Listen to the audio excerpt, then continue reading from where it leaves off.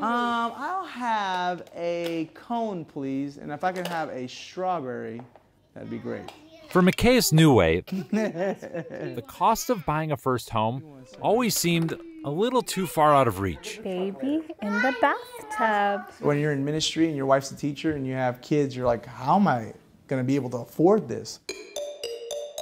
But then they found a place called The Bottom, less than 10 minutes from downtown. It was first settled in 1845 as a community for newly freed enslaved black people. Today, it's a housing development. About 100 new homes will rise from these empty lots.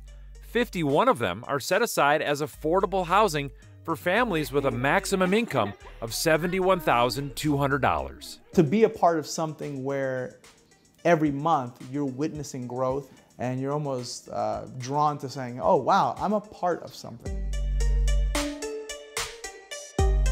In our Banking Below 30 series, we've shown you how many ways banks avoid lending money in Dallas's Black and Hispanic neighborhoods, blocking minority families from building wealth. And then we heard about banks lending money here in the Bottom. And we wondered what would convince a risk-averse bank to lend money in a high-minority, low-income neighborhood with crumbling infrastructure where hardly anything's been built in the last 50 years. Tell me, when you walk this sidewalk, what do you think about? I see hope. I see a dream coming to fruition. Effie Dennison is the Director of Community Development and Corporate Responsibility at Texas Capital Bank. In a previous story, we reported that Texas Capital participates with other banks to lend hundreds of millions of dollars to high-cost lenders that critics say prey on minority neighborhoods. But here in the Bottom, Texas Capital was the first to make a loan. Though the amount is undisclosed, Dennison describes it as a line of credit in the millions that funds the construction of the new homes. Dennison says banks have an obligation to go look for these kinds of deals in the minority neighborhoods of southern Dallas. It takes getting out in. You cannot do what's sitting in your desk and think it's going to just come and fall in your lap. Dennison says one reason the bank felt comfortable lending here is the city of Dallas made it attractive by pouring in its own money. $2.4 million given to developers to buy up lots and make neighborhood improvements. $5.25 million spent on digging new sewer lines, paving roads, and installing streetlights. So this investment is one that we see it as good business, not a charity, because there's nothing handout about this. This loan had to underwrite just like any other loan that we did, but we knew that we had to look at it from a different lens. When you look with a different lens, does that mean that the bank will accept making less money than if they put this money in Prosper or Plano or something? Two different markets. You may have to stretch your credit box a little bit more because it's not going to pencil necessarily that it would if it was a slam dunk in the Frisco area. We're as vested in this community as this home builder, as these home families that are going to be moving in here. This is our legacy too. How many homes like this do you think you've built in your life? Probably 300. You got a lot of experience. Yeah, a lot of experience. In the Bottom, they're building about 10 houses a year. And they're being built by small black builders like Calvin Berry.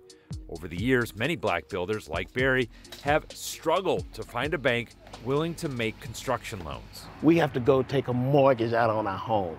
You see it on TV where some of the people say, well, I'm going to take a mortgage out on my home. Well, we do that. You mortgage your own home to go build a home. Right. Right. Because the bank isn't going to give you the money. Because the bank is not going to give you the money. On this job, Barry doesn't need a loan because he's been hired as a contractor. But collecting a paycheck is a lot less profitable for him. He's here because he hopes his work will lead to better banking relationships so he can get his own loans to build his own houses in other parts of town. How would you describe the opportunity? The opportunity, you can't get anywhere without the opportunity. So even if I've got to work a little harder, then it affords me some connections that I might not have had. If you're happy and you know it, clap your hands. Clap, clap. Mwah. Now let's get back to Micaias. Remember how he didn't have quite enough money to buy his house? Well, it wasn't just the affordable selling price that got him over the hump. It was also Bank of America. One more time. Previously, we reported about how few loans some banks make in the neighborhoods surrounding their southern Dallas branches. That includes Bank of America. Near Fair Park, it made 19 home loans over the course of 2 years. However, in a similarly sized area to the north in Lakewood, it made 143 loans during the same time. But Macias had a different experience. For his loan, Bank of America gave him cash toward his down payment and a discount on his closing fees. Bank of America says this is part of an initiative to help 60,000 low to moderate income families buy homes by 2025 and strengthen neighborhoods. What's the difference between renting an apartment and owning a home? I think homeowners, especially for a family, it's something deeper, and you get to say every little bit of this home is mine, and I don't have to worry about, are we going to re-sign next year or move to another apartment. Dallas says there is an urgent need for 20,000 units of affordable housing in the city. Mostly when something's built, it's apartments. But it's home ownership that truly impacts lives, sending ripples of confidence out into the community. And that kind of change just doesn't happen without a bank that's willing to lend. I'm David Schechter reporting.